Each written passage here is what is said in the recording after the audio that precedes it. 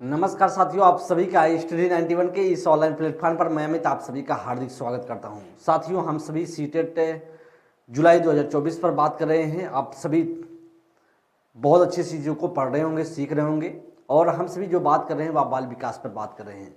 अगर बाल विकास की चर्चा करें तो पेपर 1 और पेपर 2 दोनों पर हम सभी चर्चा कर रहे हैं। जिसमें से पेपर 1 की बात किया जाए तो आप सभी की जो 30 प्रश्न हैं और पेपर 2 की जो 30 प्रश्न हैं और यहीं से क्वेश्चन पूछे जाते हैं। साथी, अगर हम बात करें बाल केंद्रित एवं प्रगतिशील शिक्षा की बात करें, जिसे बोलते हैं चाइल्ड सेंटर्ड, और आपकी बात किया जाए आपका जो प्रोग्रेसिव एजुकेशन है, यहाँ से चीज़ें बहुत बेहतर तरीके से पूछी जाती हैं और हर बार आप सभी के पेपर में कम से कम 2 क्वेश्चन हमेशा से पूछा गया है। तो थोड़ा सा आप लोग सेशन को शेयर करते हुए क्लास को लाइक कर दीजिएगा। जैसे बाल केंद्रित और आपका है प्रगतिशील शिक्षा, बहुत महत्वपूर्ण है। सिद्धांत देखेंगे, कुछ इसके जो बाल केंद्रित शिक्षा में शिक्षक एवं पाठ्यक्रम देखेंगे, इनकी विशेषताओं पर चर्चा करेंगे, कुछ महत्वपूर्ण प्रश्न होंगे और कुछ महत्वपूर्ण प्रश्नों की सहायता से हम सभी समझने वाले हैं। पहला प्रश्न आप सभी की स्क्रीन पर, इस प्रश्न को देखने का प्रयास कीजिएगा, क्या इसमें से राइट आंसर बन सकता है। बहुत अच्छा, बहुत यूनिक प्रश्न है। अगर हम बात करें, इसको दिया गया है एक प्रगतिशील कक्षा की निम्न में से कौन सी विशेषता है। बहुत अच्छा प्रश्न है। कौन सी इसमें से विशेषता होगी प्रगतिशील शिक्षा की। ड्रिल और अभ्यास पर जोर देना, योग्यता आधारित अस्थायी अलगाव, सहयोगितापूर्ण अधिगम, या फिर करा कि पुरस्कार एवं दंड का प्रयोग करना। करा कि आपका क्या इसका राइट ऑप्शन होगा। करा कि कौन सी इसकी विशेषता है, प्रगतिशील शिक्षा की कौन सी निम्न में से कौन सी विशेषता होगी। अगर ए ऑप्शन की बात करें, ड्रिल और अभ्यास पर जोर देना, देखिए कभी भी प्रगतिशील शिक्षा ऐसा नहीं कहता ड्रिल और अभ्यास पर जोर देने की, और इसीलिए दोस्त आपका ए ऑप्शन क्या है, गलत है। बी ऑप्शन की बात, योग्यता आधारित स्थायी अलगाव, जब योग्यता आधारित स्थायी अलगाव करने लगेंगे तो फिर समावेशी शिक्षा का हनन हो जाएगा, और आप जानते हैं प्रगतिशील शिक्षा समावेशी शिक्षा को फॉलो करता है, इसलिए अभी क्या है, गलत है। सहयोगितापूर्ण अध्ययन एकदम सही है। जो उस प्रगतिशील शिक्षा में कहा जाता है वह कोऑपरेटिव जो है लर्निंग की बात किया जाता है, राइट ऑप्शन होगा सी। और डी में कहा कि पुरस्कार और दंड का प्रयोग करना, पुरस्कार और दंड की अगर हम चर्चा करें तो यह व्यवहारवादी मानते हैं, न कि प्रगतिशील शिक्षा मानता है, इसलिए यह भी आपका गलत हो जाएगा। जो करेक्ट ऑप्शन है सीधा सा आपका प्रश्न संख्या 1 का सी ऑप्शन बनेगा। आगे चलिएगा प्रश्न संख्या 2 में, इनमें से कौन सी स्थिति बाल केंद्रित कक्षा का उदाहरण है। कौन सा ऐसी स्थिति है जो बाल केंद्रित कक्षा का एग्जाम्पल बनेगा। पर एक कक्षा जिसमें छात्र समूह में बैठे हैं और शिक्षक बारी बारी से प्रत्येक में जाते हैं। एक कक्षा जिसमें छात्रों का व्यवहार शिक्षक द्वारा दिए जाने वाले पुरस्कार और दंड द्वारा नियंत्रित होता है। एक कक्षा जिसमें शिक्षक निर्देश देता है और छात्रों को नोट्स याद करने के लिए कहा जाता है। एक कक्षा जिसमें छात्र को जो चाहे करते हैं जबकि शिक्षक उन्हें चुपचाप देखता। बहुत अच्छा प्रश्न है। क्या आपका राइट ऑप्शन होगा, which of the following situation is an example of the child centered education, मतलब चाइल्ड सेंटर्ड जो क्लासरूम है, इसमें कौन सा एग्जाम्पल बनेगा, कौन सी इसकी विशेषता बनेगी। तो आप जानते हैं डी ऑप्शन से हम सभी चर्चा करना स्टार्ट करेंगे। डी में क्या लिखा गया, एक कक्षा जिसमें छात्र जो चाहे करते हैं जबकि शिक्षक चुपचाप बैठे होते हैं। तो आप जानते हैं कभी बाल केंद्रित शिक्षा ऐसा नहीं कहता है शिक्षक जाएगा चुपचाप बैठा रहेगा और स्टूडेंट अपने आप का मन का करेगा। देखिए, जब ऐसा ही करना है तो फिर शिक्षक की क्या जरूरत है विद्यालय में, जब शिक्षक चुपचाप बैठने के लिए उससे पेमेंट थोड़ी ना मिलता है। इसलिए चुपचाप बैठे रहना ये सभी अपने आप में गलत हो जाएगा और यह आपका ऑप्शन डी नहीं बनेगा। सी ऑप्शन में करा है, एक कक्षा जिसमें छात्र शिक्षक निर्देश देते हैं। जब शिक्षक निर्देश ही देने लगेगा तो फिर शिक्षक केंद्रित हो जाएगा, बाल केंद्रित कहाँ रह जाएगा, फिर शिक्षक केंद्रित या हो जाएगा, शिक्षक केंद्रित या बन जाएगा। इसलिए यह भी क्या है, या शिक्षक केंद्रित बन जाएगा, इसलिए यह भी क्या है, गलत हो जाएगा। सी ऑप्शन भी है, डी ऑप्शन भी गलत है। बी ऑप्शन में करा है, एक कक्षा जिसमें छात्रों का व्यवहार शिक्षक द्वारा दिए जाने वाले पुरस्कार और दंड से नियंत्रित होता है। पुरस्कार और दंड से जब नियंत्रित होने लगेगा तो फिर व्यवहारवादियों का हो जाएगा, व्यवहारवादी कक्षा हो जाएगा। तो व्यवहारवादी कक्षा में आपसे नहीं पूछ रहे हैं, या आपका जो पूछा जा रहा है वह बाल केंद्रित कक्षा पूछा जा रहा है, क्लासरूम पूछा जा रहा है। इसलिए बाल केंद्रित शिक्षा में कहा जाता है कि देखिए सीधा सा ए ऑप्शन बनेगा। अब इसको हम समझाते हैं। एक कक्षा जिसमें छात्र समूह में बैठे होते हैं, शिक्षक बारी बारी से जाते हैं। देखिए जब हम सब पढ़ते थे तो हम देखते थे हम सभी कि क्लासरूम में हम सभी ग्रुप में बैठे हुए रहते थे। जैसे क्लास 3 में या 4th में 5th में जब भी हम सब पढ़े तो बैठे रहते थे। शिक्षक अपने अपने टाइम पर, जैसे मैथ का शिक्षक हैं तो अपने टाइम पे आते थे, हिंदी वाले सर अपने टाइम पे आते थे, इंग्लिश वाले अपने टाइम पर, तो ये बार अपने टाइम टेबल पर शिक्षक आते थे और हम सभी को पढ़ाते थे। हम सभी को कहीं जाने की जरूरत नहीं पड़ती थी, शिक्षक अपने अपने टाइम पर खुद आते थे। वही कर रहा है कि कौन सा एग्जाम्पल बनेगा, ये ऑप्शन करेक्ट होगा, क्योंकि बाल केंद्रित शिक्षा का एग्जाम्पल यही है, एक कक्षा जिसमें छात्र समूह में बैठे होते हैं और शिक्षक बारी बारी से जाते हैं। प्रश्न संख्या 3 नंबर, करें किसी प्रगतिवादी कक्षा के बारे में एक अध्यापिका का क्या विश्वास होना चाहिए। करा कक्षा हमेशा कठोर नियंत्रण में रहे और सिर्फ अध्यापक को निर्देश देने चाहिए, या करा कि अधिगम केवल कक्षा में ही होता है। करा कक्षा में विद्यार्थी अपने साथ विविध प्रकार के समृद्ध अनुभव लाते हैं। और डी में करा विद्यार्थी केवल ड्रिल और अभ्यास के माध्यम से सबसे अच्छा अधिक सार्थकता के साथ सीखते हैं। तो ध्यान दीजिएगा क्या इसमें से राइट ऑप्शन बन सकता है प्रश्न संख्या 3 में। अगर प्रश्न संख्या 3 की चर्चा किया जाए तो डी ऑप्शन पे हम सबसे पहले चर्चा करें, कारण विद्यार्थी केवल ड्रिल और अभ्यास, और जब केवल ड्रिल और अभ्यास होने लगा इसका मतलब कहीं ना कहीं अपने आप ड्रिल और अभ्यास के माध्यम से कभी भी बाल केंद्रित और प्रगतिशील शिक्षा कहता ही नहीं है, इसलिए आपका राइट ऑप्शन तो नहीं बनेगा, या डी ऑप्शन गलत है। अगर सी ऑप्शन की बात करें, कक्षा में विद्यार्थी अपने साथ विविध जो है प्रकार के समृद्ध अनुभव लाते हैं, एकदम सही है। जो क्लास में जो स्टूडेंट हैं विविध प्रकार के अनुभव लाते हैं और उस अनुभव का आपको क्या करना चाहिए, उन अनुभव का रिस्पेक्ट करना चाहिए और उनको बच्चों को बताना, जो उनके अनुभव हैं उनको एक बच्चों के साथ जो बच्चे अनुभव लेके आते हैं वह शिक्षक के साथ शेयर करें, उनकी बातों को सुनना चाहिए। इसलिए विश्वास जो होगा, विश्वास होना चाहिए प्रगतिशील क्लासरूम में, तो राइट ऑप्शन बनेगा सी। बी ऑप्शन में अधिगम केवल कक्षा में होगा, तो आप जानते हैं अधिगम केवल क्लासरूम तक ही लिमिट नहीं है, उसका केवल क्लासरूम तक ही लिमिट नहीं है, इसका मतलब बी ऑप्शन भी गलत होगा। ए ऑप्शन में लिखा है कक्षा हमेशा केवल कठोर नियंत्रण में रहे और सिर्फ अध्यापक उसे निर्देश देने चाहिए। जब अध्यापक निर्देश देगा तो फिर बाल केंद्रित कहाँ रह जाएगा या फिर शिक्षक केंद्रित कहाँ रह जाएगा, वह बाल केंद्रित या फिर प्रगतिशील शिक्षा कहाँ रह जाएगा, वह शिक्षक केंद्रित शिक्षा हो जाएगा, शिक्षक केंद्रित शिक्षा होगा। और इसलिए आपका यह भी क्या है, अपने आप से गलत हो जाएगा ए ऑप्शन भी। तो राइट आंसर है सीधा सा सी ऑप्शन। स्टूडेंट जो ब्रिंगिंग जो with them a variety of the rich experience of to the जो क्लासरूम, राइट ऑप्शन होगा सी। नेक्स्ट आगे चलिएगा, प्रश्न संख्या आपके सामने 4th नंबर है, एक बाल केंद्रित कक्षा में बच्चे किस प्रकार के होते हैं। निष्क्रिय नकलची के रूप में देखे जाते हैं, या ज्ञान के निर्माण में सक्रिय रूप से लगे हुए होते हैं, या ब्लैक बोर्ड से उत्तरों की प्रतिलिपि बनाने को अग्रसर होते हैं, या केवल निष्क्रिय श्रोता होते हैं। तो बाल केंद्रित क्लासरूम है, चाइल्ड सेंटर्ड क्लासरूम है। जब चाइल्ड सेंटर्ड क्लासरूम होगा तो उसमें किस प्रकार से बच्चे देखे जाएंगे, वह बच्चे किस प्रकार के सक्रियता के रूप में देखे जाएंगे, ना कि निष्क्रियता, ना कि नकलची के रूप में। तो इसका मतलब है ए ऑप्शन में लिखा है निष्क्रिय नकलची के रूप में देखे जाते हैं। कभी बाल केंद्रित शिक्षा ऐसा नहीं कहता कि निकलची और निष्क्रिय के रूप में देखेंगे। ज्ञान के निर्माण में सक्रिय रूप से लगे होते हैं, एकदम सही है। ज्ञान के जो निर्माण में होते हैं बाल केंद्रित क्लासरूम में, चाइल्ड सेंटर जो एजुकेशन होता है या चाइल्ड सेंटर जो क्लासरूम होता है उसमें बच्चे ज्ञान के निर्माण में सक्रिय रूप से लगे होते हैं, बी ऑप्शन बनेगा। ब्लैक बोर्ड से उत्तरों की प्रतिलिपि बनाने में अग्रसर होते हैं, तो कभी नहीं प्रतिलिपि या फोटोकॉपी बनाने में अग्रसर नहीं होते, ये बाल केंद्रित क्लासरूम का मतलब नहीं होता या मीन्स नहीं है आपका। यहाँ सी ऑप्शन भी गलत है, केवल निष्क्रिय श्रोता होना चाहिए। तो आप जानते हैं निष्क्रिय श्रोता ये अपने आप से क्या हो जाएगा, गलत है, या तो एकदम निरस्ता वाली चीजें हैं। चाइल्ड सेंटर जो एजुकेशन है या चाइल्ड सेंटर जो क्लासरूम है उसमें बच्चे सक्रियता पर जोर दिया जाता है, सक्रियता से लगे होते हैं। आगे चलिएगा, प्रश्न संख्या 5th नंबर, कहा कि निम्नलिखित में से कौन बाल केंद्रित कक्षा को नहीं दर्शाता है। कौन सा इसमें से बाल केंद्रित क्लासरूम को नहीं दर्शाता है। गतिविधि के अनुसार बैठने की व्यवस्था में परिवर्तन, या फिर कहा कि बच्चों की प्रगति गुणात्मक रूप से और विकास के सभी पहलुओं को ध्यान में रखते हुए रिपोर्ट की जाती है। शिक्षक पाठ पुस्तक पढ़ता है और छात्रों को नकल करने के लिए ब्लैक बोर्ड पर उत्तर लिखता है, या बच्चे जो कर रहे हैं उसमें तल्लीन है। तो ध्यान दीजिएगा इसमें से क्या रहा है कि कौन सा नहीं दर्शाता है, क्या बाल केंद्रित क्लासरूम को या बाल चाइल्ड सेंटर्ड क्लासरूम को कौन नहीं दर्शाता है। तो देखिए ए ऑप्शन में सीधा सही लिखा गया, एकदम पॉइंट सही है। इसमें ए ऑप्शन लिखा है गतिविधि के अनुसार बैठने की व्यवस्था में परिवर्तन। गतिविधि के हिसाब से गतिविधि के अनुसार बैठने की व्यवस्था में परिवर्तन या तो आपका दर्शाएगा, या चाइल्ड सेंटर्ड एजुकेशन को दर्शा रहा है, क्लासरूम को दर्शा रहा है, इसका मतलब या तो पॉजिटिव है। हमें निगेटिव और ढूंढना है, क्योंकि नहीं से पूछ रहा, तो नहीं जो गलत होगा वही सही आंसर होगा हमारा।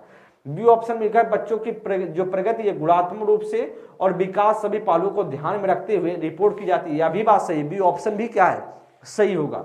सी में कह रहा है शिक्षक पाठ पुस्तक पढ़ता है, जब शिक्षक ही पाठ पुस्तक पढ़ने लगेगा और छात्रों को नकल करने के लिए ब्लैक बोर्ड पर उत्तर लिखता है, तो इसका मतलब कहीं ना कहीं ये बाल केंद्रित क्लासरूम थोड़ी ना है, या फिर आपका शिक्षक केंद्रित हो गया, क्योंकि शिक्षक ही सब कुछ कर रहा है, बच्चे निष्क्रियता से नकल कर रहे हैं, तो फिर बच्चे जिसमें सक्रिय होते हैं उसमें जो है बाल केंद्रित क्लासरूम होता है। इसलिए प्रश्न संख्या 5 का सी ऑप्शन बनेगा, क्योंकि यही सेंटेंस गलत है। जब यही सेंटेंस गलत है तो यही राइट ऑप्शन होगा। डी में लिखा बच्चों जो कर रहे हैं उसमें तल्लीन है, एकदम सही है, जो बच्चे करते हैं उसमें तल्लीन होते हैं जो बाल केंद्रित क्लासरूम में। आगे चलिए, प्रश्न संख्या आपके सामने है 6 नंबर, कह कि एक बाल केंद्रित कक्षा में अधिगम कैसा होता है। एक जो चाइल्ड सेंटर्ड क्लासरूम है अधिगम उसमें कैसा होता है, कह उद्दीपन प्रतिक्रिया संघों के युग्म द्वारा होता है, या फिर कह रहा कि पुरस्कार और दंड पर निर्भर है, या फिर कह रहा है शिक्षक और छात्रों द्वारा निर्मित है, या पूरी तरीके से शिक्षक पर निर्भर है और छात्रों की भूमिका निष्क्रिय है। तो आप देखिएगा इसका क्या राइट ऑप्शन बन सकता है, learning in the child centred classroom. तो क्या इसका करेक्ट ऑप्शन बनेगा, बाल केंद्रित कक्षा में अधिगम कैसा होता है, लर्निंग चाइल्ड सेंटर्ड क्लासरूम में अधिगम कैसा होगा। तो सही इसमें ये ऑप्शन लिखा है उद्दीपन प्रतिक्रिया। क्या आप जानते हैं बाल केंद्रित कभी नहीं शिक्षा कहता है कि यस और बॉन्ड के हिसाब से होगा, यस और बॉन्ड के हिसाब से व्यवहारवादी कहते हैं, और यह आपका इसलिए व्यवहारवादी कहते हैं, तो व्यवहारवादियों के हिसाब से हमसे थोड़ी ना पूछ रहा है, इसलिए ये ऑप्शन गलत है। पुरस्कार और दंड पर निर्भर है, पुरस्कार और दंड के हिसाब से कभी नहीं बोला जाता है बाल केंद्रित क्लासरूम में। वैसे भी आप जानते हैं दंड क्या है, अपने आप से निगेटिव है, क्योंकि यह आरटी का हनन करता है। आगे अगर सी ऑप्शन में दिखा है शिक्षक और छात्रों द्वारा सा निर्मित होता है, एकदम सही है, शिक्षक और छात्रों द्वारा सा निर्मित होता है। जो भी अधिगम होता है, जो चाइल्ड सेंटर्ड एजुकेशन या चाइल्ड सेंटर्ड क्लासरूम में जो भी अधिगम होता है वह शिक्षक और छात्रों से सा निर्मित होता है। डी ऑप्शन में पूरी तरीके से शिक्षक पर निर्भर है, जब पूरी तरीके से शिक्षक पर निर्भर होने लगेगा इसका मतलब क्या हो जाएगा, शिक्षक केंद्रित होगा, फिर तो शिक्षक केंद्रित बन जाएगा, शिक्षक केंद्रित बन जाएगा, बाल शिक्षक केंद्रित हो जाएगा, बाल केंद्रित रह ही नहीं गया, इसलिए आपका डी ऑप्शन भी क्या है, गलत है। राइट ऑप्शन क्या होगा, वो राइट ऑप्शन होगा सी इज, जो है क्रिएटेड बाय द जो teacher and student, right option होगा सी इज द राइट ऑप्शन। आगे चलिएगा, प्रश्न संख्या 7 पर हम चलते हैं। 7 में लिखा कि एक बाल केंद्रित कक्षा में मूल्यांकन कैसा होता है, एक बाल केंद्रित कक्षा में मूल्यांकन कैसा होता है, कह कि कुछ सामयिक परीक्षाओं द्वारा किया जाता है, या लिखित वस्तुनिष्ठ परीक्षाओं द्वारा किया जाता है, या बिल्कुल नहीं किया जाता है, जो सीखने की प्रक्रिया का अभिन्न अंग माना जाता है। तो क्या राइट ऑप्शन होगा, चाइल्ड सेंटर क्लासरूम में मूल्यांकन कैसा होता है, तो assessment in a child centre classroom. तो हम जानते हैं, ध्यान दीजिएगा, मूल्यांकन कैसे होगा चाइल्ड सेंटर जो क्लासरूम है, कुछ सामयिक परीक्षा द्वारा किया जाता है, नहीं भैया, कुछ सामयिक परीक्षा द्वारा यहाँ पर चाइल्ड सेंटर एजुकेशन ऐसा नहीं कहता है कुछ आप परीक्षाएं ले लिए और इसके बाद आप मूल्यांकन कर दें, कभी नहीं ऐसा होगा। ये ऑप्शन क्या गलत है। लिखित वस्तुनिष्ठ परीक्षाओं द्वारा किया जाता है, तो लिखित वस्तुनिष्ठ परीक्षाओं के द्वारा ही भी नहीं मानता है कौन सा, बाल केंद्रित क्लासरूम, या कहता है बाल केंद्रित क्लासरूम कहता है लिखित परीक्षा के हिसाब से सिर्फ मूल्यांकन नहीं है, बिल्कुल नहीं किया जाता। आप जानते हैं बिल्कुल तो किया ही जाना चाहिए, मूल्यांकन तो होना चाहिए, क्योंकि जब मूल्यांकन होगा तभी सही गलत का पता चलेगा, इसलिए अभी क्या है, गलत है। को सीखने की प्रक्रिया का अभिन्न अंग माना जाता है, और आपको पता है जो मूल्यांकन है वह सीखने सिखाने की प्रक्रिया का एक अभिन्न अंग माना जाता है। और आपको मैंने जब एनईपी पढ़ा रहे थे, जब आपको एनईपी 2020 हम पढ़ा रहे थे, तो आपको मैंने बताया था कि मूल्यांकन को जो माना जाता है, मूल्यांकन को माना जाता है सीखने सिखाने की प्रक्रिया का एक अभिन्न अंग माना जाता है, और इसीलिए आपका जो राइट ऑप्शन होगा वह डी ऑप्शन करेक्ट आंसर बनेगा। तो इन कंसीडर्ड एज जो integral part of the learning process, तो ये आप 7 का बोल सकते हैं, डी ऑप्शन करेक्ट है। नेक्स्ट प्रश्न, आगे प्रश्न संख्या 8 में, निम्नलिखित में से कौन सा प्रगतिशील कक्षा को परिभाषित करता है, कौन सा इसमें से है जो प्रगतिशील क्लासरूम को परिभाषित करता है। कर परीक्षाओं के लिए सीखना, या करा अनुभवात्मक अधिगम पर बल देना, कर गैर संदर्भित पाठचर्या, या शिक्षक केंद्रित शिक्षा शास्त्र। क्या इसका करेक्ट ऑप्शन बन सकता है, निम्नलिखित में से कौन सा प्रगतिशील कक्षा को परिभाषित करता है। ध्यान दीजिएगा इसका क्या राइट ऑप्शन बनेगा, बहुत अच्छा प्रश्न है। अगर हम इसको साथ ही बात कर ले, इस प्रश्न की चर्चा कर ले कि कौन सा इसमें से परिभाषित करेगा, तो आप जानते हैं कभी भी क्लास जो प्रगतिशील क्लासरूम होता है, जो प्रोग्रेसिव जो है, जो प्रोग्रेसिव क्लासरूम है और प्रोग्रेसिव जो है एजुकेशन के जो जनक बोले जाते हैं जॉन डेवी बोले जाते हैं। आपको पता ही होगा जॉन डेवी अमेरिका के एक शिक्षाविद थे। अगर हम बात करें परीक्षाओं के द्वारा, परीक्षाओं के लिए सीखना, तो कभी भी प्रगतिशील क्लासरूम ऐसा नहीं कहते कि परीक्षाओं के लिए ही आपको सिखाना चाहिए, सिर्फ आप परीक्षा पास कर ले इसके बाद आप भ्रष्ट हो जाएं।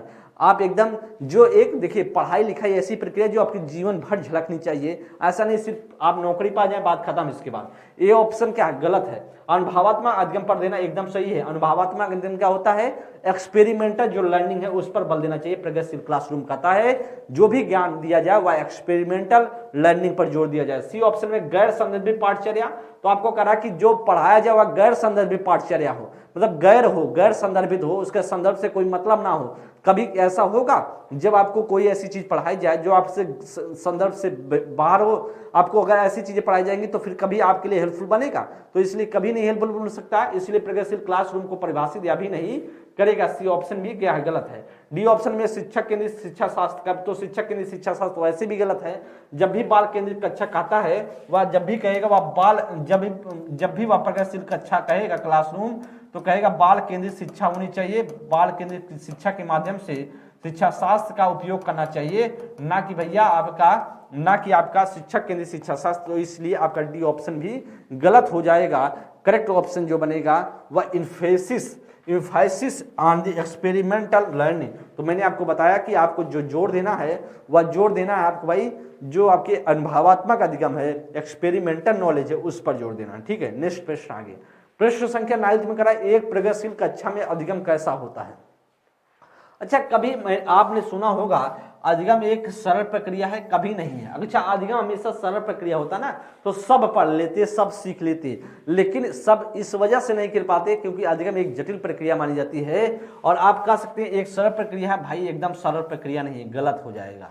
अच्छा, बी ऑप्शन में एक सामाजिक प्रक्रिया है, तो आप कह सकते हैं एकदम सही है। क्या बोल सकते हैं, एक जो आपका अधिगम होता हुआ एक तरीके से सामाजिक प्रक्रिया, सोशल प्रोसेस है, और इसीलिए कह सकते हैं ये सोशल प्रोसेस। आप प्रगतिशील क्लासरूम में जो अधिगम होता है उससे बोल सकते हैं आप अधिगम को एक सोशल प्रोसेस। क्यों?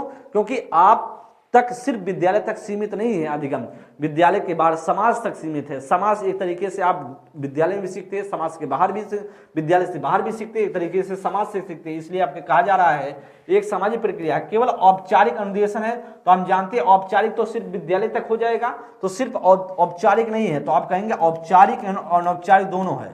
औपचारिक आप बोल सकते हैं औपचारिक एंड अनौपचारिक दोनों प्रक्रिया मानी जाती है, अनौपचारिक दोनों प्रक्रिया मानी जाती है। इसलिए केवल लिखने से अभी क्या हो गया, यह भी केवल लिखने से बात हो गया बिगड़। सी ऑप्शन भी गलत हो गया। करा परीक्षाओं पर प्रतिबंधात्मक है, करा कि सिर्फ जो परीक्षाओं तक ही लिमिटेड है, भाई यह भी तो गलत है। अधिगम तो प्रोग्रेसिव क्लासरूम सीधा जो मानेगा ना वह सीधा मानेगा भैया आपकी सामाजिक प्रक्रिया को। और करेक्ट ऑप्शन आप कर दीजिएगा, जो अधिगम है, learning is a social process, तो हम ऐसा बोल सकते हैं। आगे चलिएगा, प्रश्न संख्या 10 नंबर का, निम्नलिखित बाल केंद्रित कक्षा कक्ष में विद्यार्थी कैसे होते हैं। जो आपके चाइल्ड सेंटर्ड क्लासरूम होते हैं ना, उसमें कहते विद्यार्थी कैसे क्या पढ़ते हैं, कैसे सीखते हैं। करा कि अपने स्वयं के सीखने में ज्यादा भूमिका नहीं रखते हैं। करा कि ज्ञान के निर्माण जो कि सक्रिय निर्माता है कोरी पट्टी के रूप में देखी जाती है, या निष्क्रिय रूप से शिक्षकों का अनुकरण या अनुसरण करते हैं। तो बताइएगा प्रश्न संख्या 10 का क्या राइट ऑप्शन होने के चांसेस बन सकते हैं। अगर हम प्रश्न संख्या 10 की बात करेंगे ना, तो करा कि बाल केंद्रित कक्षा कक्ष में विद्यार्थी जो है स्टूडेंट कैसे देखे जाते हैं। आप कहेंगे अपने स्वयं के सीखने से ज्यादा भूमिका नहीं रखते हैं, खूब भूमिका रखते हैं। यहाँ पर नहीं होना चाहिए था, भूमिका नहीं रखते हैं, या आप कह सकते हैं स्वयं के सीखने की भूमिका वह रखते हैं, ऐसा आप नहीं कह सकते नहीं रखते हैं, इसलिए आपका गलत है। करेक्ट, ज्ञान के सक्रिय निर्माता एकदम सही है। ज्ञान के जो होते हैं बच्चे ना वह सक्रिय निर्माता होते हैं, तो इस बोल सकते हैं आप is an active creator of जो नॉलेज, आप बोल सकते हैं ज्ञान के सक्रिय निर्माता होते हैं। कोरी पट्टी की तरह देखे जाते हैं, तो या कोरी पट्टी की तरह कौन देखता है, आदर्शवाद देखता है। आदर्शवाद देखता है, इसलिए आपका यह भी क्या होगा, गलत हो जाएगा। निष्क्रिय रूप से शिक्षकों का अनुकरण करते हैं, आप जानते हैं निष्क्रिय रूप से कभी अनुकरण नहीं करते हैं, जब भी अनुकरण करेंगे वह सक्रिय रूप से करेंगे, इसलिए अभी अपना गलत हो जाएगा। करेक्ट ऑप्शन प्रश्न संख्या 10 का बी ऑप्शन बनेगा। ठीक है, आगे चलिएगा। प्रश्न संख्या 11 नंबर, करेक्ट, एक प्रगतिशील कक्षा में क्या होता है, एक प्रोग्रेसिव जो है क्लासरूम में क्या होगा कि बच्चों की भागीदारी न्यूनतम होती है। तो कह रहा कि भाई साहब न्यूनतम होती है भागीदारी, तो हम जानते हैं जब भी होगी अधिकतम होगी। क्या होगी, अधिकतम होती है। आप कह सकते हैं न्यूनतम नहीं अधिकतम होती है, या सेंटेंस यहाँ पर गलत लिखा गया है। और बी ऑप्शन में करें, बच्चे पाठ्य पुस्तक में दिए गए तथ्य को याद करते हैं। जब तथ्य को याद करने लगे तो फिर रट्टा वाली चीजें चलने लगी, रटने की बात हो रटने की, और जब रटने वाली बात चली तो इसका मतलब एनसीएफ जो है 2005 की बात किया जाए, और आपका जो एनईपी है, एनईपी 2020 है, ये सभी विरोध करते हैं इसका, तो इसलिए आपका यह भी अपना बात बिगड़ जाएगा। तो बच्चे व्यक्तिगत और समूह दोनों में काम करते हैं, एकदम सही है। राइट ऑप्शन क्या होगा, बच्चे किस प्रकार से होते हैं प्रगतिशील क्लासरूम में, वह व्यक्तिगत भी सीखते हैं, इंडिविजुअल भी सीखते हैं और ग्रुप में भी सीखते हैं। ऐसा बोल सकते हैं, आप कह सकते हैं बच्चों का मूल्यांकन केवल पेपर पेंसिल के जरिए ही किया जाता है।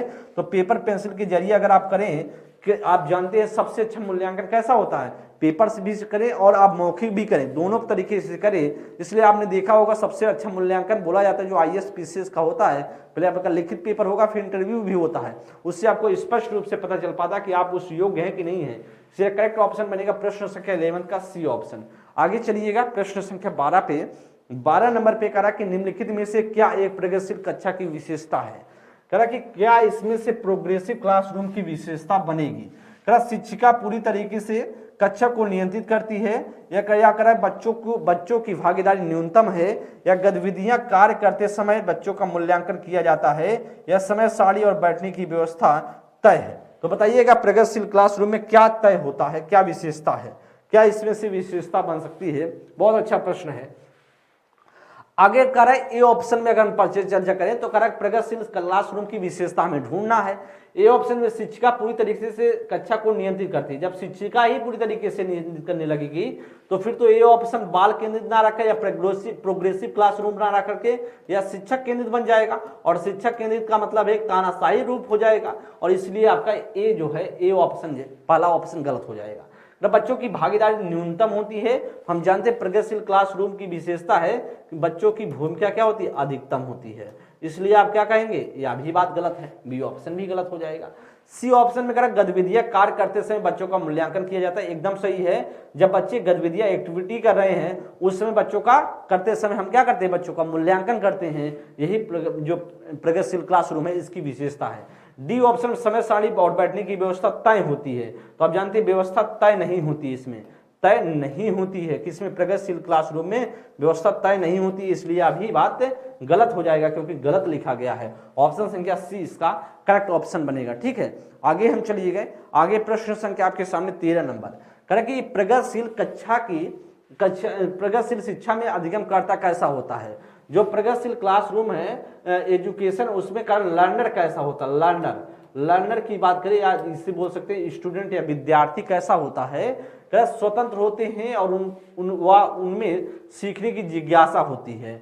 निर्देश के लिए पूरी तरह से शिक्षकों पर निर्भर होते हैं। को शिक्षक को अभ्यास प्राणी के रूप में देखा जाता है जिन्हें सभ्य करने की जरूरत है। निष्क्रिय प्राणी होते हैं जिन्हें शिक्षकों द्वारा नियंत्रित करने की जरूरत है।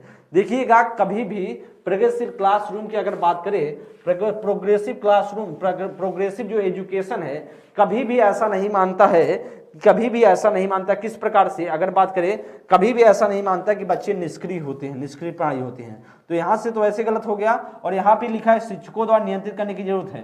तो जब शिक्षकों के द्वारा नियंत्रित होने लगेगा तो फिर शिक्षक केंद्रित हो जाएगा, बाल केंद्रित या फिर प्रगतिशील शिक्षा नहीं रह जाएगा। इसका मतलब डी ऑप्शन गलत होगा। को जो अभ्यास प्राणी के रूप में देखे जाते हैं, तो अभ्यास प्राणी के रूप में ये सभी आपके निगेटिव है, बाल केंद्रित या प्रगतिशील शिक्षा की बात नहीं। अभ्यास अपने आप से गलत होता है। करा कि और अभी करा सभ्य करने की जरूरत है। क्या भाई आप जानते हैं जो बच्चे होते हैं वह असभ्य हैं, आप ऐसा बोल सकते हैं क्या, नहीं कहा जा सकता है। निर्देश के लिए पूर्णतः शिक्षकों पर निर्भर है। जब पूर्णतः शिक्षक पर निर्भर हो जाएंगे, पूर्णतः निर्देश के लिए जब पूर्णतः शिक्षक पर निर्भर हो जाएंगे तो फिर शिक्षक केंद्रित हो जाएगा, फिर शिक्षक जैसे कहेगा वैसे करेंगे। तो इसमें शिक्षक के पर निर्भर नहीं होते हैं, इस पर शिक्षक पर केंद्रित नहीं होते हैं, तो या आप बोल सकते हैं स्वतंत्र होते हैं, वह उनको सीखने की जिज्ञासा होती है। उसमें क्या होती है, उसमें लर्निंग करने की एक क्यूरियोसिटी होती है और एक तरीके से स्वतंत्र होते हैं। आप बोल सकते हैं ए ऑप्शन इसका करेक्ट ऑप्शन बन जाएगा। ए ऑप्शन आपका राइट आंसर बन जाएगा प्रश्न संख्या 13 का ए ऑप्शन। 14 नंबर में कह रहा भाई साहब कि एक प्रगतिशील कक्षा में अधिगम कैसा होता है? अंतःक्रिया व संवाद द्वारा होता है, शिक्षकों से अधिगमकर्ताओं द्वारा एक तरफा प्रसारण के रूप में होता है, या निष्क्रिय अभिग्रहण द्वारा होता है, या केवल अधिगमकर्ताओं की जिम्मेदारी है कि वह शिक्षकों की कोई भूमिका नहीं है? प्रश्न संख्या 14 का क्या राइट ऑप्शन होगा? प्रश्न संख्या 14 का एक प्रगतिशील कक्षा में अधिगम कैसा होता है? बहुत अच्छा प्रश्न है। अधिगम लर्निंग कैसा होता है? प्रोग्रेसिव क्लासरूम में लर्निंग कैसा होता है? अंतःक्रिया और संवाद द्वारा होता है, एकदम सही है। अंतःक्रिया एक इंटरेक्शन और एक तरीके से आप कह सकते हैं और एक तरीके से कम्युनिकेशन की तरफ से होता है, happens through interaction and communication. Right option बनेगा ए ऑप्शन। बी में लिखा है शिक्षकों से अधिगमकर्ताओं द्वारा एक तरफा प्रसारण के रूप में होता है। जब एक तरफा होने लगेगा तो फिर मामला बिगड़ जाएगा। जब भी होना चाहिए कोई भी चीज हो दो तरफा होना चाहिए। जब एक तरफा हुआ तो इसका मतलब है वो सही सुचारू रूप से अंतःक्रिया नहीं हो पा रहा है, सुचारू रूप से जो चीजें प्रोसेस होनी चाहिए वह सही प्रोसेस नहीं हो पा रहा है। इसलिए एक तरफा कोई भी चीज रहे नहीं होना चाहिए ना, आप तो जानते हैं, तो इसमें माहिर है एक तरफा वाले में। आगे चले, निष्क्रिय अपग्रहण द्वारा होता है, तो आप जानते हैं निष्क्रिय तब कभी नहीं होगा, कब हमेशा से सक्रिय होना चाहिए। क्या होना चाहिए? सक्रिय होना चाहिए, सक्रिय अभिग्रहण होना चाहिए। यह भी बात अपने आप से गलत हो जाएगा, सी ऑप्शन। केवल अधिगमकर्ताओं द्वारा जिम्मेदारी है, शिक्षकों की कोई भूमिका नहीं है। तो शिक्षक किस लिए फर्जी बैठा है? शिक्षक क्या, शिक्षक की कोई जिम्मेदारी नहीं कि बच्चों को पढ़ाए, सिर्फ बच्चों की जिम्मेदारी। जब बच्चों की ही जिम्मेदारी होती है तो फिर शिक्षक किस लिए है? इसलिए अपने आप से क्या, डी ऑप्शन भी गलत होगा। राइट आंसर सीधा सा ए ऑप्शन बनेगा। आगे चलिएगा, प्रश्न संख्या आपके सामने 15 नंबर करा कि एक इंफॉर्मेशन है जी। ओके, 14 नंबर इसके बाद बात किया जाए। एक इंफॉर्मेशन आप सभी देखिए, आप सभी जब भी पढ़ाई करते हैं तो एक काम जरूरी होता है। कौन सा काम? वह होता मूल्यांकन का, इवेल्युएशन का। वैसे तो आपको पता है मैं शिक्षक हूं आपके सीडीपी का, तो हम हमेशा से मूल्यांकन की बात तो करता ही रहता हूं। और मूल्यांकन की जब चर्चा करें तो आप सभी अपने आप को मूल्यांकित कर सकते हैं। जब भी आप पढ़ाई लिखाई करें या कोई भी वर्क करें तो जरूर आपको अपने आप का मूल्यांकन करना चाहिए कि हम कितने पानी में हैं, कितना हम उस पर सक्सेस पा चुके हैं, तो सफलता कितना हम पा चुके हैं और कितनी दूर अभी हैं, या तो जरूरी होता है। इसलिए आप सभी के लिए एक ऑनलाइन प्लेटफॉर्म लॉन्च किया गया है जिसका नाम स्टडी 91 प्रो के नाम से है। आप सभी इसमें क्या कर सकते हैं, आप सभी जुड़ सकते हैं। जुड़ करके भी आप अपना टेस्ट दे सकते हैं, मूल्यांकन कर सकते हैं। साथ ही साथ आप गूगल पर जा सकते हैं, गूगल पर सर्च कर सकते हैं www.study91pro.com, और ऐप पर भी आपको प्ले स्टोर पर भी मिल जाएगा, आपको गूगल पर मिल जाएगा। साथ ही साथ आप बिहार स्टेट का टेस्ट दे सकते हैं, क्योंकि बिहार स्टेट का पेपर जो होता है वो ऑनलाइन मोड में होता है। इसलिए आप सभी ये सारी चीजें इन्फॉर्मेशन थी, आपको अच्छा लगे तो आप जरूर जुड़िएगा, क्योंकि आपके लिए बेहतर चीजें हैं, या पेपर में या चीजें आपको बेहतर बनाएगा पेपर के लिए। आगे हम चलेंगे प्रश्न संख्या 15 में। तरह की निम्नलिखित में से कौन सी एक प्रगतिशील कक्षा की विशेषता होगी? कह कि सामग्री केवल प्रदर्शन के लिए है, या कह बैठने की व्यवस्था तय है, और कह कि औपचारिक परीक्षा के माध्यम से वर्ष के अंत में बच्चों का मूल्यांकन किया जाता है, या कह शिक्षिका बच्चों को अवधारणात्मक समझ को सक्षम करने के लिए सीखने के अवसर प्रदान करती है। बताइएगा इसका क्या राइट ऑप्शन होने की चांसेस होंगे? देखिएगा ए ऑप्शन में करा कि सामग्री केवल प्रदर्शन के लिए है। तो कभी भी आप जानते हैं प्रगतिशील क्लासरूम में जो केवल प्रदर्शन के लिए नहीं होता है, तो केवल लगने से नेगेटिव हो गया, वैसे ही अपना ए ऑप्शन तो गलत हो जाएगा। बैठने की व्यवस्था तय नहीं होती है, यहाँ पर होना चाहिए बैठने की व्यवस्था तय नहीं है, यहाँ पर तय नहीं है ऐसा होना चाहिए था, और तय लिखा है, इसका मतलब फिक्स नहीं होता बाल केंद्रित क्लासरूम या प्रगतिशील क्लासरूम में।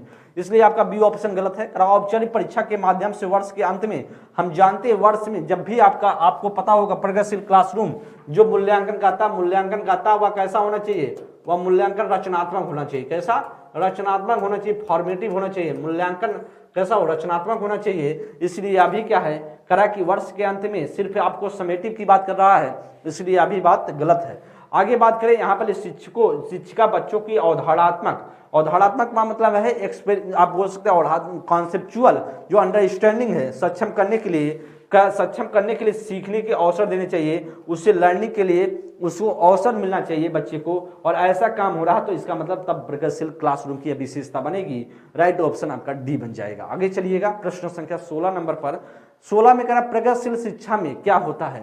प्रगतिशील क्लासरूम में विशेषता पूछ रहा है, सीखने का स्वरूप सामाजिक होता है या पाठ्य पुस्तकें सीखने का एकमात्र स्रोत हैं, या बैठने की व्यवस्था पूरी तरीके से तय होती है, या पाठचर्या मानकीकृत होता है। तो आप जानते हैं प्रगतिशील क्लासरूम की शिक्षा की अगर बात करें तो हम जानते हैं पाठचर्या मानकीकृत होती है, तो मानकीकृत नहीं होती, लचीली होती है। कैसी होती है? लचीला होती है, लचीला बोल सकते हैं, लचीला होती है पाठचर्या। इसका मतलब डी ऑप्शन क्या गलत है। बैठने की व्यवस्था पूरी तरीके से तय होती है, तो आप लोगों को मैंने बताया उसमें क्या होता है, तय नहीं होता है, तय नहीं होता। इसका मतलब है अभी क्या सी ऑप्शन भी गलत है। पाठ पुस्तक सीखने का एकमात्र है, सिर्फ आप बाल केंद्रित क्लासरूम में ऐसा नहीं होता है कि आप सिर्फ एक ही मात्र तरीका है पाठ पुस्तक, अच्छा एक ही तरीका होता तो आप यूट्यूब से क्यों पढ़ते, आप क्यों फेसबुक अलग अलग तरीके से जो सोशल प्लेटफॉर्म है उससे आप पढ़ते, ऐप के जरिए क्यों पढ़ते आप। तो इसलिए पाठ पुस्तक ही सिर्फ एकमात्र तरीका नहीं है आपको सीखने के लिए। सीखने का स्वरूप क्या होता है, सामाजिक होता है, और प्रगतिशील क्लासरूम में मैंने बताया भी है जो सीखने का स्वरूप होगा, लर्निंग का जो स्वरूप होगा वह कैसा होगा, वह सोशल होगा। आप कह सकते हैं the nature of learning is social, तो आप कह सकते हैं इस तरीके से नेचर जो होता है ना वह प्रगतिशील क्लासरूम का या प्रगतिशील शिक्षा का, एजुकेशन का, वह उसका नेचर होता है सोशल प्रोसेस होता है। इस तरीके से प्रश्न संख्या 17 नंबर 17 में कह रहा है निम्नलिखित में से कौन एक प्रगतिशील कक्षा की विशेषता है, कौन सा इसमें विशेषता बनेगा, ऐसा आपसे पूछ रहा है।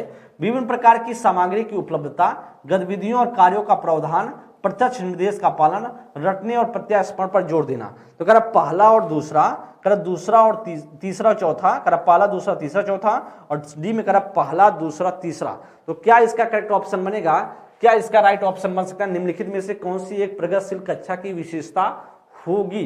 तो ए ऑप्शन में विभिन्न प्रकार की सामग्री की उपलब्धता। अच्छा विभिन्न प्रकार की सामग्री की उपलब्धता, तो यह तो पॉजिटिव है, सही है कि प्रगतिशील क्लासरूम की विशेषता है कि विभिन्न प्रकार की जो सामग्री है उसको उपलब्ध होना चाहिए बच्चे को सीखने सिखाने के लिए। ए ऑप्शन तो सही है, पॉजिटिव। गतिविधियों और कार्यों का प्रावधान, यह भी सही है, गतिविधियों जो एक्टिविटी है और जो वर्क है उसका प्रावधान होना चाहिए, हाँ हमको कैसे करना है। प्रत्यक्ष निर्देश का पालन, तो प्रत्यक्ष निर्देश का पालन क्या गलत है, आपको निर्देश नहीं देना है, अभी भी जो प्रगतिशील क्लासरूम की विशेषता नहीं होती निर्देश देना। आगे रटने और प्रत्यास्मरण, रटना और प्रत्यास्मरण आपको पता होगा एनईपी एनसीएफ सभी विरोध करते हैं, तो प्रगतिशील क्लासरूम भी क्या है वह भी विरोध करता है। ऑप्शन संख्या डी भी जो फोर्थ भी गलत होगा, तो पहला और दूसरा सही है, इसलिए आपका राइट आंसर पर क्या बनेगा, ऑप्शन संख्या ए इज द राइट ऑप्शन। आगे चलिएगा, ए ऑप्शन राइट है। आगे हम चलेंगे प्रश्न संख्या 18 नंबर पर, करें कि एक बाल केंद्रित कक्षा में शिक्षक कैसे होता है। देखिए आपको चैप्टर वाइज चीजें प्रोवाइड किया जा रहा है, और आप एक बार चैप्टर वाइज चीजों को पढ़ लिए ना, फिर कोई प्रॉब्लम नहीं होगा, कोई भी टेंशन की बात नहीं है, आप बहुत अच्छा परफॉर्मेंस करके आने वाले हैं। प्रश्न संख्या 18 की अगर बात करें कि एक बाल केंद्रित कक्षा में शिक्षक कैसा होता है। देखिएगा एक चाइल्ड सेंटर्ड जो है क्लासरूम में शिक्षक कैसा बिहेव होना चाहिए या शिक्षक को कैसा होना चाहिए। देखिए सब पर हम बात कर रहे हैं, अभी आपके सामने मैंने जो रखने का प्रयास किया आपके स्लाइड पर लिखा गया था शिक्षक कैसा होना चाहिए, पाठ्यक्रम कैसा होना चाहिए, स्टूडेंट कैसे होने चाहिए, और तमाम तरीके की चीजें हैं जो विशेषता है, ये सभी आपको थंबनेल पर लिखा भी गया था कवर पेज पर, और उसी के अकॉर्डिंग चीजें बता रहे हैं जो आपके पेपर में पूछी जाती हैं। तो बाल केंद्रित कक्षा में जो करा कि शिक्षक कैसे होने चाहिए कि कोई भूमिका नहीं होती है। अच्छा शिक्षक की अगर कोई भूमिका नहीं होता है तो आपको अगर बताइए, अगर भूमिका ना हो तो फिर शिक्षक की भर्ती क्यों हो, इसलिए गलत है। तो आप जानते हैं शिक्षक होना, शिक्षक की भूमिका आवश्यक है, और शिक्षक होगा तभी हर बच्चा सीख सकता, अदरवाइज बच्चा नहीं सीख सकता, इसलिए शिक्षक को जरूरत है, इसलिए शिक्षक की जरूरत है। भाई एक निष्क्रिय भूमिका निभाते हैं, निष्क्रिय नहीं, जब भी बच्चे निभाएंगे शिक्षक जो भी भूमिका निभाएंगे वह सक्रिय भूमिका निभाएंगे। किसकी, निष्क्रिय नहीं सक्रिय भूमिका निभाते हैं शिक्षक भी, इसलिए शिक्षक और शिक्षार्थी दोनों क्या करेंगे, सक्रिय भूमिका निभाएंगे जब बाल केंद्रित क्लासरूम होगा। अधिगम को बढ़ावा देने की एक सहयोगात्मक कक्षा संस्कृति का निर्माण करते हैं, एकदम सही है। जो अधिगम को लर्निंग को बढ़ावा देने के लिए जब भी होगा वह कैसा सहयोगात्मक क्लासरूम का कक्षा संस्कृत का निर्माण करेंगे। और इसलिए डी ऑप्शन को बच्चों को निर्देश देने के लिए तानाशाही की भूमिका होती है। जब निर्देश तानाशाही होगा तो फिर शिक्षक केंद्रित हो गया, फिर कहां प्रगतिशील रह गया, शिक्षक केंद्रित हो गया इसमें। और शिक्षक केंद्रित आपको पता है यह बात विरोध करता है। राइट ऑप्शन जो बनेगा ऑप्शन संख्या सी 18 का राइट आंसर बनेगा। क्या बनेगा? सी ऑप्शन करेक्ट आंसर बन जाएगा। आगे चलिएगा प्रश्न संख्या 19 पर, कर कि बाल केंद्रित शिक्षण में सीखना मुख्यतः किस प्रकार का होता है। बहुत अच्छा प्रश्न है। कह कि बाल केंद्रित शिक्षण में सीखना मुख्यतः किस प्रकार से होता है। कह शिक्षकों द्वारा प्रत्यक्ष निर्देश द्वारा होता है, पाठ पुस्तकों से होता है, अधिगमकर्ताओं के निष्क्रिय सुनने से होता है, या विविध स्रोतों का अन्वेषण करके होता है। बहुत अच्छा प्रश्न, बहुत इंपॉर्टेंट प्रश्न है। 19 की बात करें, अगर मुख्यतः इसकी बात करें तो कह कि किस प्रकार की विशेषता मुख्यतः किस प्रकार का होता है सीखना। तो शिक्षकों द्वारा प्रत्यक्ष निर्देशन के द्वारा होता है, कभी नहीं प्रत्यक्ष निर्देशन के द्वारा होगा। इसका मतलब है ए ऑप्शन क्या है? गलत हो जाएगा। पाठ पुस्तकों से होता नहीं, गलत है। कभी भी पाठ पुस्तक को सीखने का मुख्यतः रीजन नहीं है भाई। बाल केंद्रित शिक्षण में सीखना मुख्यतः किस पर होता है? वह किस पर होगा? विविध स्रोतों का अन्वेषण करके होगा। जो विविध स्रोत हैं उसका अन्वेषण करके उसको क्या कर सकते हैं, जो आपका बात किया जाए एक विविध जो स्रोत है, सोर्सेस हैं, उसका अन्वेषण करके हम चीजों को प्राप्त करते हैं। किसमें? बाल केंद्रित शिक्षण में। राइट ऑप्शन होगा डी, सी ऑप्शन में। निष्क्रिय सुनने, अधिगमकर्ताओं के निष्क्रिय सुनने से होता है। जब भी होगा निष्क्रिय नहीं सक्रिय सुनने से होगा, ना कि निष्क्रिय सुनने से। निष्क्रिय सुनने से क्या बन सकता है? कभी नहीं कुछ बनेगा। इसलिए 19 का जो बनेगा ऑप्शन संख्या डी इसका राइट आंसर है। 20 नंबर में कह कि बाल केंद्रित शिक्षा कैसा होता है। बाल केंद्रित शिक्षा, बाल केंद्रित जो चाइल्ड सेंटर्ड एजुकेशन है उसमें किस प्रकार की चीजें होंगी। शिक्षिका की कोई भूमिका नहीं है भाई, इसका शिक्षिका की कोई भूमिका नहीं है। क्यों नहीं भूमिका है? भूमिका तो होनी चाहिए। इसका मतलब है गलत है भाई। बाल केंद्रित हो चाहे प्रगतिशील क्लासरूम हो, सब में शिक्षक की भूमिका है। अगर शिक्षिका की सक्रिय भूमिका होती है तो विद्यार्थी की निष्क्रिय, तो विद्यार्थी की भी क्या होगी? सक्रिय भूमिका होगी। जब भी होगी विद्यार्थी की भी क्या होगी? सक्रिय भूमिका होगी। इसका मतलब बी भी ऑप्शन क्या गलत हो जाएगा। सी में लिखा विद्यार्थी की सक्रिय भूमिका होती है और कह कि शिक्षिका की निष्क्रिय, तो इसका मतलब है या भी क्या है? या भी क्या है? सक्रिय होना चाहिए। या भी गलत लिखा गया है। या भी क्या होगा? सक्रिय होना चाहिए। इसका मतलब या भी क्या है? सी ऑप्शन भी गलत है। डी ऑप्शन में शिक्षिका और विद्यार्थी दोनों को सक्रिय भूमिका होनी चाहिए, एकदम सही। ऑप्शन संख्या डी इसका राइट आंसर होगा। तो आप कह सकते हैं दोनों इसमें से एक्टिव रोल अदा करेंगे। तो हम सब कह सकते हैं both teacher and student have an active role. आपका राइट ऑप्शन बनेगा D is the right option. सीख गए ना आप लोग? अच्छे प्रश्न हैं, ऐसे ही पेपर में टपकते हैं। आगे चलिएगा प्रश्न संख्या 21 में कह कि बाल केंद्रित कक्षा में एक अध्यापिका किसको महत्व देती है। किसको अध्यापिका किसको महत्व देगी? निरंतर वस्तुनिष्ठ रूपी परीक्षाओं को, या ज्ञान की सक्रिय संरचना प्रक्रिया को, या किसी भी तरह से पाठ्यक्रम के समापन पर, या दंड आधारित कठोर अनुशासन पर। तो कभी भी बाल केंद्रित क्लासरूम में अध्यापिका इस पर जोर नहीं दिया जाता, महत्व नहीं देना चाहिए। किस पर भैया? आप जानते हैं कठोर अनुशासन पर, दंड पर। अगर ऐसा काम किए तो फिर आप आरटीई का विरोध किया और आरटीई को आप विरोध करने लगे तो आप जेल जा सकते हैं। इसलिए आपका डी ऑप्शन नहीं बनेगा। किसी तरीके से पाठ्यक्रम की समापन पर, भैया अगर हम बात करें आपको, हम सिलेबस जो हम आपको पढ़ा रहे हैं बाल केंद्रित क्लासरूम, जो आपको बाल केंद्रित शिक्षा प्रगतिशील शिक्षा पढ़ाया जा रहा है, मैं किसी तरीके से आपका एंड कर दे भले आपको समझ में ना आए, ये चीजें तो है नहीं भाई। देर से समाप्त हो लेकिन समझ में आना चाहिए, यह सही होता है। तो किसी तरीके से समापन कर दे, चाहे समझ में आ चाहे मत आए, तो इसका मतलब गलत है। ज्ञान के सक्रिय संरचना प्रक्रिया में एकदम क्या है? ज्ञान के सक्रिय संरचना प्रक्रिया में आपका राइट ऑप्शन बी बनेगा।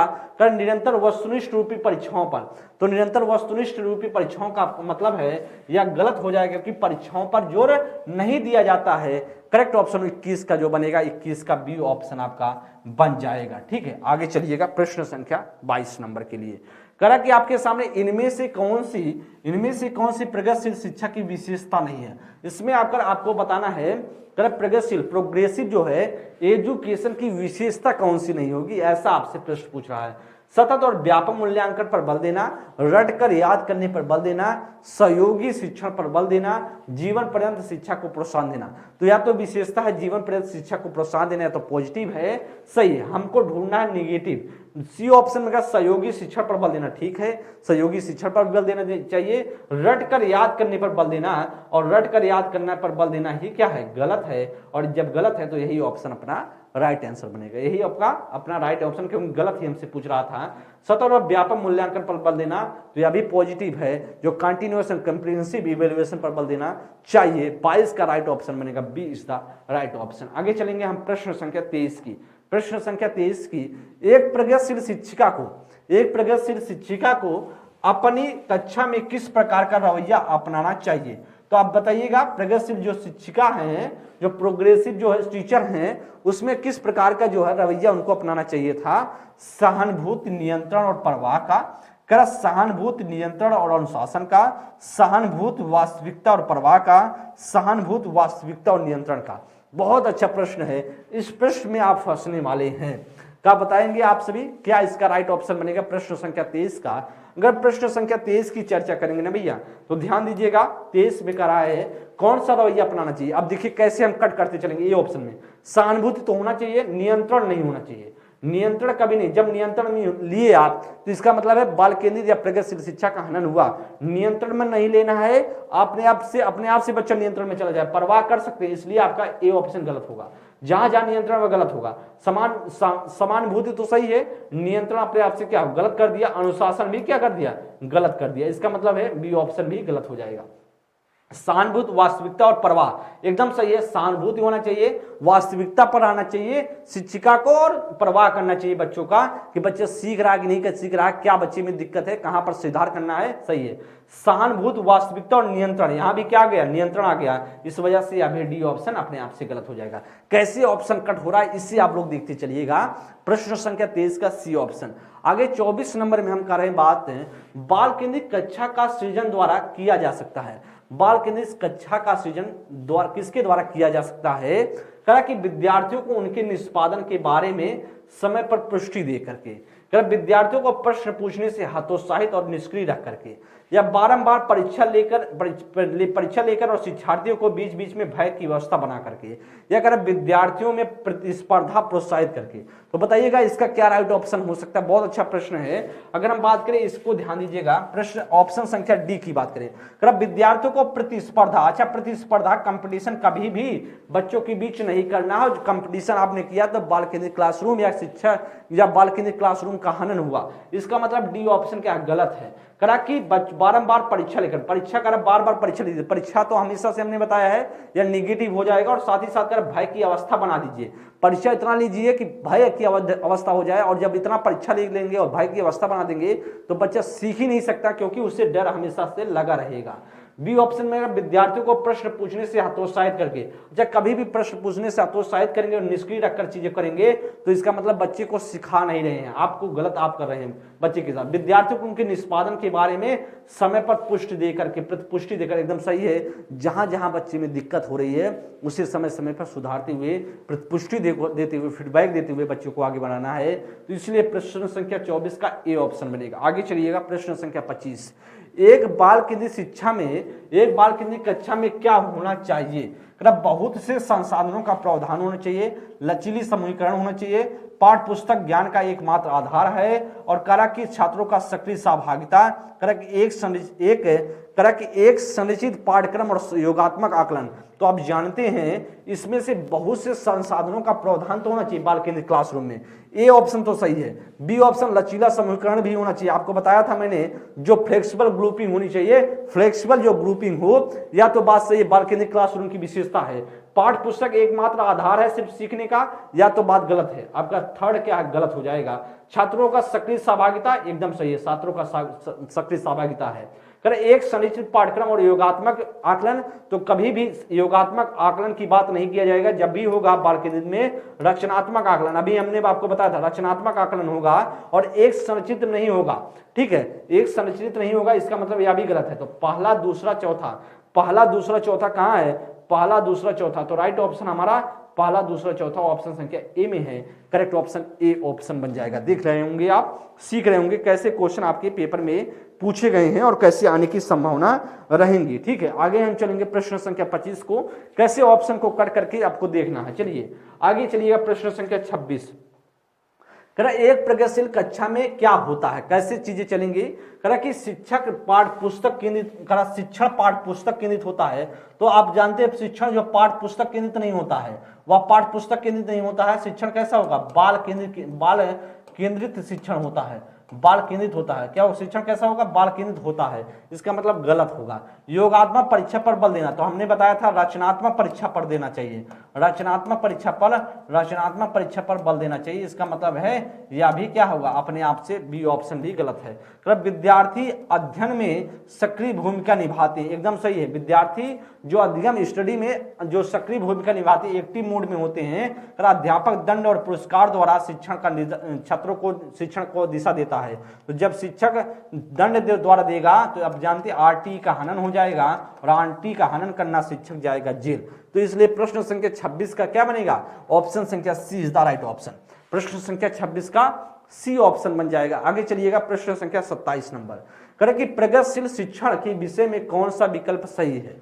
कौन सा प्रोग्रेसिव जो है शिक्षण की बात कर रहा है, प्रोग्रेसिव शिक्षण के विषय में कौन सा विकल्प एकदम सही है, राइट है। करें इसमें भाषण विधि और छात्रों की योग्यता अंकों के आधार पर समूह बनाना शामिल है।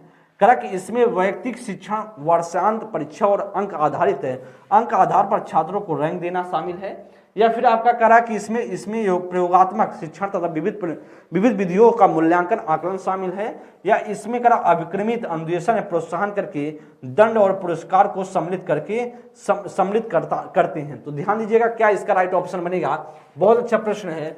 करा कि which option is correct recording, करा कि प्रोग्रेसिव टीचिंग, तो प्रगतिशील शिक्षा के विषय में कौन सा इसका राइट ऑप्शन होगा, कौन सा सही है, हमसे सही पूछ रहा है। चलिएगा हम सही ढूंढने का प्रयास करेंगे। सबसे पहले हम डी ऑप्शन की चर्चा करेंगे। करा इसमें अभिक्रमित अनुदेशन और प्रोत्साहन के लिए दंड और पुरस्कार को सम्मिलित करेंगे। दंड और पुरस्कार को हम जब सम्मिलित कर देंगे तो आरटी का हनन हो जाएगा, और जब आरटी का हनन हुआ इसका मतलब ऑप्शन गलत हो जाएगा। कभी प्रगतिशील शिक्षा इसका विषय नहीं मानता है, इस पर जोर नहीं देता है। करें इसमें प्रयोगात्मक शिक्षण एकदम सही है। प्रयोगात्मक का मतलब एक तरीके से हम समझिए एक्सपेरिमेंटल है, एक तरीके से एक्सपेरिमेंटल शिक्षण और विविध विधियों से मूल्यांकन या आकलन शामिल है, बहुत सही है। जो भी मूल्यांकन हो एक्सपेरिमेंटल एक तरीके से शिक्षण होना चाहिए, सही, कहीं ना कहीं विविध विधियों के द्वारा मूल्यांकन होना चाहिए। राइट ऑप्शन बनेगा सी। बी ऑप्शन में दिया इसमें वैयक्तिक शिक्षण वर्षांत परीक्षा होनी चाहिए। तो आपको पता है जब भी होना चाहिए रचनात्मक परीक्षा होना चाहिए, ना कि वर्ष के अंत में होना चाहिए। तो इसका मतलब वर्ष के अंत में नहीं हो रहा, रैंक देने की बात कर रहा है। जब रैंक देंगे तो फिर समावेशी शिक्षा का हो जाएगा हनन, समावेशी शिक्षा का हो जाएगा हनन। और जब समावेशी शिक्षा का हनन हुआ तो फिर बाल केंद्रित शिक्षा प्रगतिशील शिक्षा के विषय में सही नहीं होगा। कर इसमें भाषण विधि, तो भाषण विधि अपने आप से क्या है, एक शिक्षक केंद्रित होता है। भाषण विधि क्या होता है, भाषण विधि एक तरीके से शिक्षक केंद्रित होता है, और शिक्षक केंद्रित होगा तो बाल केंद्रित जब तक नहीं बनेगा तो तब तक मामला बिगड़ेगा।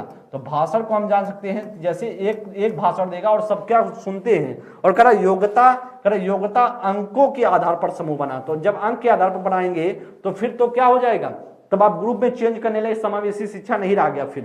तो इसका मतलब प्रश्न संख्या 27 का जो बनेगा ऑप्शन संख्या सी राइट ऑप्शन होगा। देख लीजिएगा बहुत अच्छा प्रश्न था। आगे हम चलेंगे प्रश्न संख्या 28 का।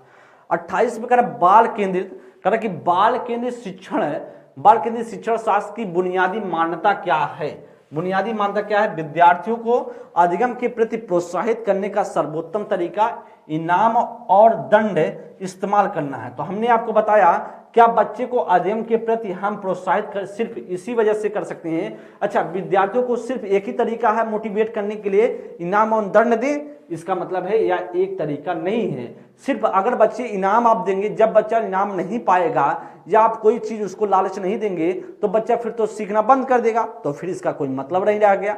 जब भी आप सिखाएं तो इंटरनल मोटिवेट हो बच्चा, एक्सटर्नल ना हो, या जो इनाम उनाम है एक्सटर्नल मोटिवेशन का काम करता है, गलत है। अध्यापन के दौरान विद्यार्थी के अनुभव और जो परिक्षेपों के कक्षागत प्रक्रिया में शामिल होना चाहिए। एकदम सही है, एकदम सही। अध्यापन के दौरान विद्यार्थियों को जो अनुभव है ना, वह क्लासरूम में जब शिक्षक पढ़ाए ना, तो उसको एक तरीके से उसके ज्ञान को, जो उसका ज्ञान है उसको सहयोग के माध्यम से, मतलब उसी के माध्यम से बच्चे को सिखाना चाहिए। एकदम बी ऑप्शन बनेगा। कला की अधिगम वातावरण द्वारा संचालित और नियंत्रित है, तो अधिगम वातावरण द्वारा संचालित और नियंत्रित होता है? कभी नहीं होता है। सी ऑप्शन गलत है। अधिगम पूरी तरीके से पाठ्य पुस्तकों के इर्द गिर्द घूमता है, तो हमने बताया अधिगम जब भी होगा वह सामाजिक प्रक्रिया पाठ्य पुस्तक के इर्द गिर्द नहीं घूमता है। आगे बात करें तो आपका जो राइट आंसर बनेगा 28 का बी ऑप्शन। देख लीजिए कैसा आपका प्रश्न था और बहुत ही अच्छा आपके सामने क्वेश्चन रखने का प्रयास किया गया है। बाल केंद्रित कक्षा के समर्थकों का मानना है कि, देखिएगा ये सारे के सारे प्रश्न आपके प्राइमरी और जूनियर के प्रश्न रखे गए हैं और इसी प्रकार के क्वेश्चन कहीं ना कहीं आपके पेपर में देखने को मिलते हैं। अगर हम बात करें, आपके सामने है कि व्यक्तिगत अनुभव अधिगम प्रक्रिया में केंद्रीय भूमिका निभाते हैं। कक्षा में अध्यापक के निर्देशन का आधिपत्य होना चाहिए। बालकों के कक्षा से बाहर अनुभव अधिगम से असंगत हैं, या कहा कि बालकों के स्वयं तर्क और चिंतन की अपेक्षा नहीं की जा सकती है। तो भैया आपको मैंने अभी तो यही तो बताया, बाल केंद्रित और प्रगतिशील शिक्षा में बच्चे के जो चिंतन है, तर्क है, उसकी अपेक्षा नहीं की जा सकती। क्यों नहीं अपेक्षा की जा सकती है? क्यों बच्चे को क्यों नहीं अपेक्षा किया जा सकता? एकदम अपेक्षा किया जा सकता है कि वह तार्किक रूप से सोचे और बेहतर तरीके से इस चीजों को कर पाए। अपेक्षा नहीं की जा सकती, इसका मतलब क्यों नहीं किया जा सकता? गलत लिखा गया है। बाल केंद्रित शिक्षा के समर्थकों का मानना है, ऐसा नहीं मानना है कि अपेक्षा नहीं की जा सकती, गलत है। कि इसमें बालकों के कक्षा से बाहर के अनुभव में असंगत है, अधिगम में असंगत है।